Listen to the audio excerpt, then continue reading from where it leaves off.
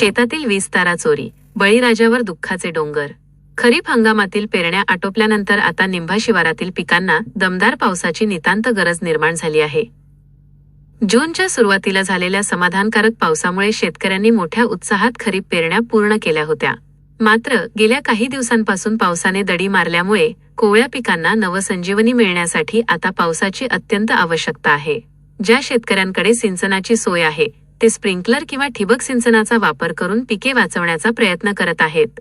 परंतु निंभा येथे एका शेतकऱ्याच्या नावे गट क्रमांक 274 असलेल्या शेतातील डीपीवरून 6 शेतकऱ्यांच्या शेतात वीज पुरवठा करणाऱ्या विद्युत खांबावरील तारा चोरीला गेल्याची घटना समोर आली आहे.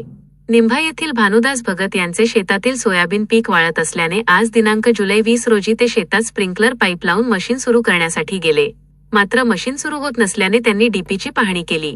त्यावेळी डीपीजवळ अर्धवट तारा लटकलेल्या अवस्थेत दिसल्या, तसेच खांबावर कुठलाही तार नसल्याचे त्यांच्या निदर्शनास आले. यानंतर आजूबाजूच्या शेतकऱ्यांशी चर्चा केली असता 2 खांबांवरील विद्युत तारा चोरीला गेल्याचा संशय व्यक्त करण्यात आला, असे त्यांनी सांगितले. या ताऱ्यांवरून भानुदास भगत, अरुण मुंदाणे, दीपक भगत, मधुकर प्रांजळे, सुधाकर प्रांजळे आणि विनोद काटकर या शेतकऱ्यांना वीज पुरवठा मिळत होता. दरम्यान सर्व शेतकऱ्यांनी मूर्तिजापूर महावितरणच्या अधिकाऱ्यांनी तातडीने नवीन तारा लावून वीज पुरवठा पूर्ववत सुरू करावा अशी मागणी केली आहे.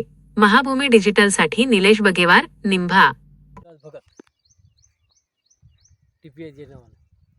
काय झालं? आपला तार रात्रीची शनिवारी नेले.